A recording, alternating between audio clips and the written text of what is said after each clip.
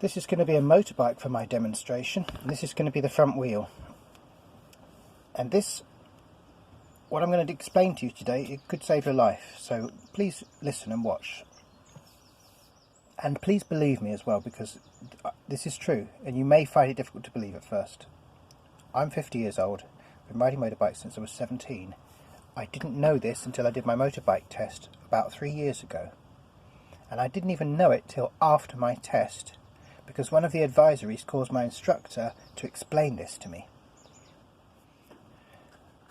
Now what had happened is I'd been approaching a roundabout, and when I checked over my shoulder, and when I looked back ahead, my bike was over here. And I was blaming the bike, because I was given this 750 Kawasaki thing to ride for my test when I had been riding a CB500 for all my training. And you had to lean right forward and the handlebars were right at the front. And I'm not used to riding bikes like that. And I found it very difficult. So I found it hard to look over my shoulder. So I'm looking over my shoulder. I thought, well, it's because when I look over my shoulder I have to twist too much. And my instructor said to me, and let's just change this into handlebars for a second. And he said, that's because you're pushing the handlebar forward with your left hand when you look over your shoulder. He said you're looking over your right shoulder, that's twisting your body like this, and you're pushing the handlebar forward with your left hand. And I said, don't you mean I'm pushing it forward with my right hand? And he said, no, your left hand.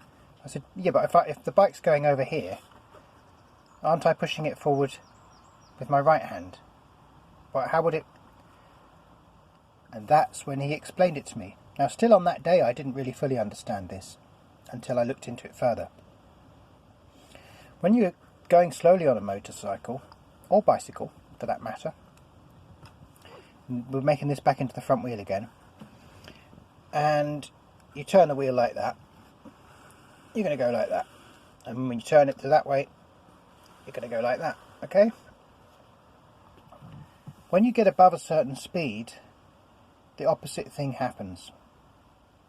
But because we ride subconsciously, we don't even realise what the handlebars do. The handlebars barely seem to move, right? When you're riding a motorbike at speed, I always used to think that the handlebars didn't matter actually at speed. I thought once you get over a certain speed, the handlebars don't really do anything. They just sort of centre themselves where they need to be. That's what I always thought. I thought you sort of leaned around a corner, even though I never really consciously ever leaned into a corner. And, do you know, halfway through my motorbike training, my instructor was saying to me, because I'd found myself drifting at one point in the wrong place, and he said, listen, what you need to understand is that on a motorbike, wherever you look, that's where you go. And he was right, because it's true. If you're riding along on a motorbike and you start to look at something over there, you'll start to go over there. But I never, ever really understood how my motorbike went over there, even though I've been riding for more than 30 years. Now, the thing that happens at high speed, and when I say high speed, I mean over 20 miles an hour, or maybe even over 15. It just depends on the circumstances, and the bike, and you. But if we make this into the handlebars, no, sorry, I'm going to make it back into the wheel, just to keep it clear. If we go over 20 miles an hour and we turn the wheel a little way to the right, the bike is going to start going to the left. That is how we turn a left-hand corner, is with a tiny turn to the right. That's what happens. You can believe it or you can not believe it. But I'm telling you, that's what happens. And what I want you to do, if you are having trouble with this concept, is next time you go out on your motorbike, find yourself a nice open road and just push the wheel ever so gently like that, and you see what happens. Now, why is this so important to actually consciously understand? Because I've been riding motorbikes for 30 years with never realising this. And you can look at the bike and you can get yourself a little model motorbike and draw pictures, and you can work out exactly why this happens, and you'll realise eventually that actually it makes perfect sense that when you turn the wheel that way, the bike's going to want to fall over like that. And that's going to make it turn that way. Okay? I know it sounds odd. It isn't a two-step process, it's instant. It just turns that way. Right. But this could save your life, because if you were looking over your shoulder one day, and we won't worry about me looking over my shoulder and pushing the handlebar forward. That was simply my sloppy riding. That's kind of irrelevant now, but that's how I learned this.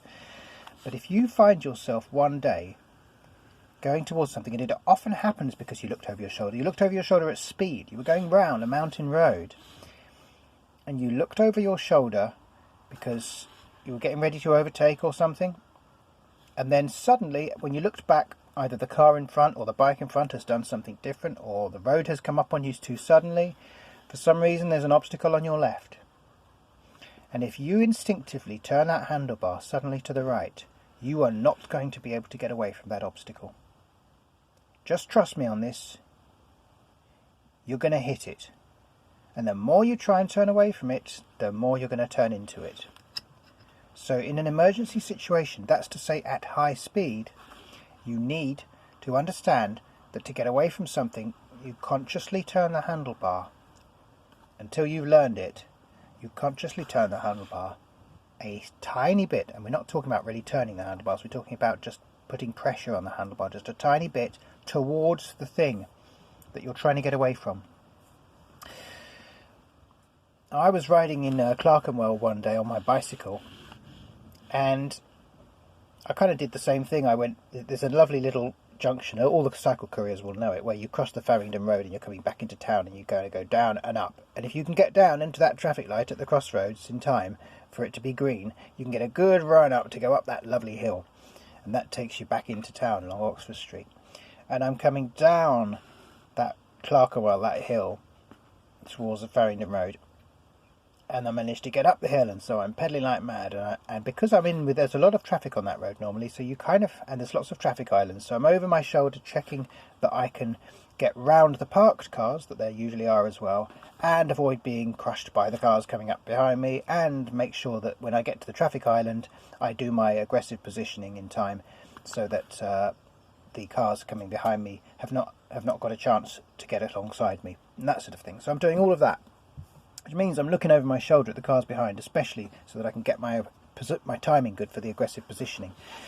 And so I have a little look at my shoulder, and then I look back, and for some reason my bike was heading for the curb. I had just totally misjudged. I was probably tired, overworked, whatever.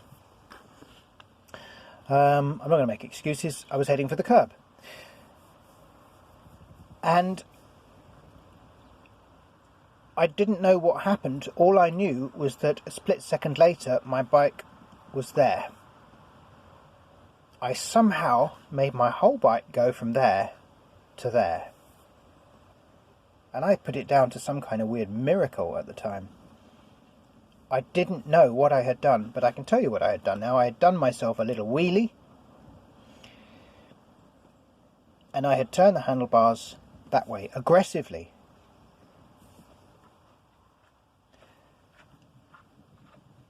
And that had taken... Do you see what happens there? This is the bicycle method. If you do a wheelie, you want your front wheel to end up pointing forwards. But even if you don't manage to get the wheelie done and you turn like that aggressively at speed, the bike's going to go that way. So you can do the wheelie and it lands and it lands. Doesn't matter whether you're doing the wheelie and pulling it or whether you're just leaning. So you again, to get away from that obstacle, we turn into it.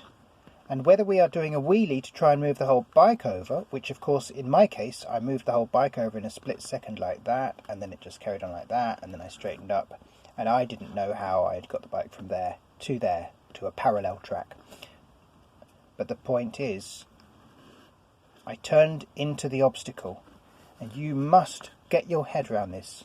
We've got clear roads at the moment. It's a great opportunity to try to do some really gentle handlebar experiments, very careful, gentle handlebar experiments on your motorcycle, at speeds of above 20 miles an hour, and you just get your own head around it, and then it could save your life one day.